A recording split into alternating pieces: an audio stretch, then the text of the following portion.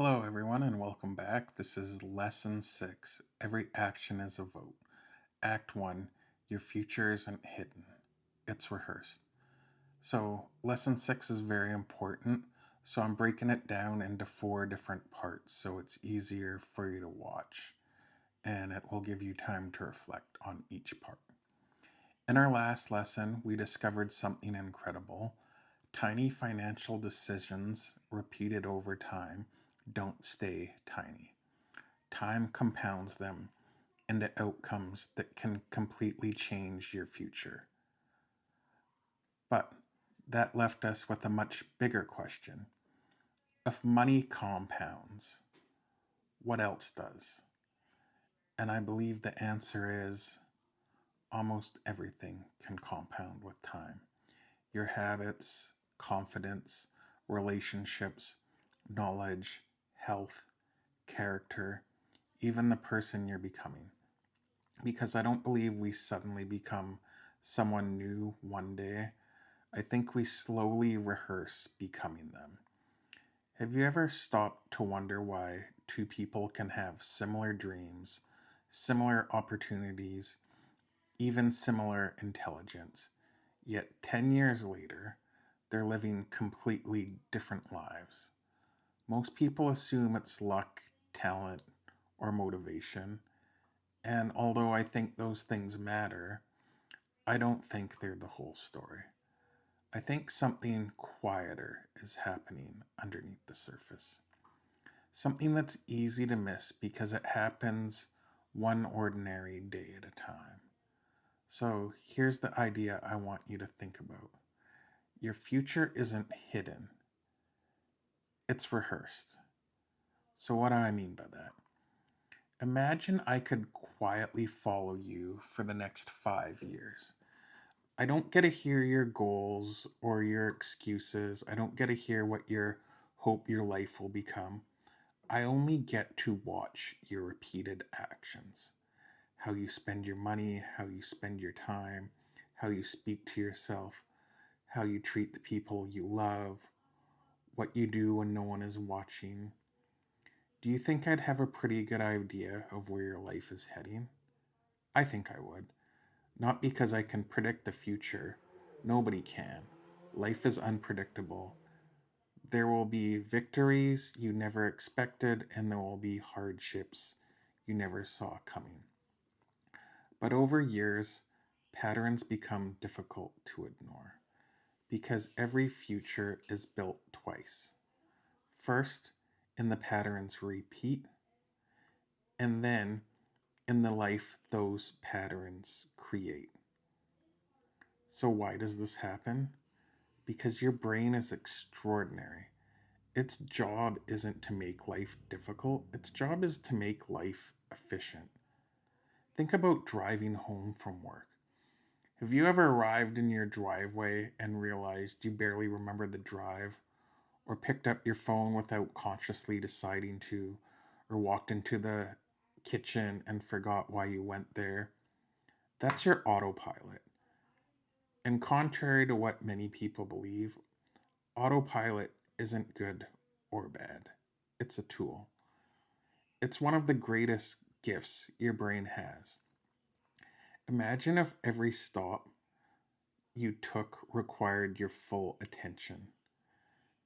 Every toothbrush stroke, every shoelace, every gear change, every step had to be consciously controlled. You'd be mentally exhausted before breakfast. So your brain automates whatever you repeat. That's not a flaw, it's survival. The real question isn't, do I have an autopilot? We all do. The real question is, who programmed it? For most of human history, immediate feedback kept us alive. Touch fire, you learned immediately. Eat something poisonous, if you survived, you avoided it the next time. See danger, run. Immediate actions, immediate consequences. Our brains became incredibly good at responding to what happens right now. Unfortunately, modern life is different. One unhealthy meal doesn't usually change your health. One skip workout won't change your body. One impulse purchase doesn't usually change your finances. One evening of endless scrolling doesn't usually destroy your attention span. Nothing dramatic happens, so your brain quietly assumes it probably doesn't matter. But repeat those same actions hundreds or thousands of times, and suddenly they will matter a great deal. Modern life asks us to care about consequences long before we can see them, and that's one of the hardest skills a human being can learn. Over the next few lessons, I want to share a framework that completely changed the way I think about change itself. And the breakdown is it kind of looks like this. First, you have to become aware. Awareness becomes attention. Attention leads to votes. Votes lead to evidence. Evidence leads to identity. Identity lead to autopilot, which help create the future. And surrounding every one of those steps is time. Because time doesn't choose your direction, time amplifies it. So if you're constantly making choices that move you towards the life that you want, time amplifies that. If you're consciously moving away from that life, time amplifies that too. Time is one of the greatest gifts that we'll ever receive, but it doesn't decide where we go. It magnifies the direction we're already moving in.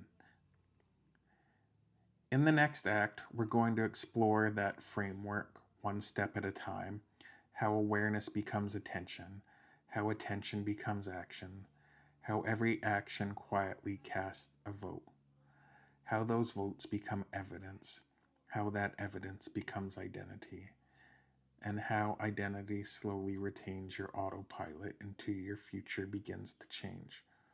Once you understand that process, you'll never look at your decisions the same way again.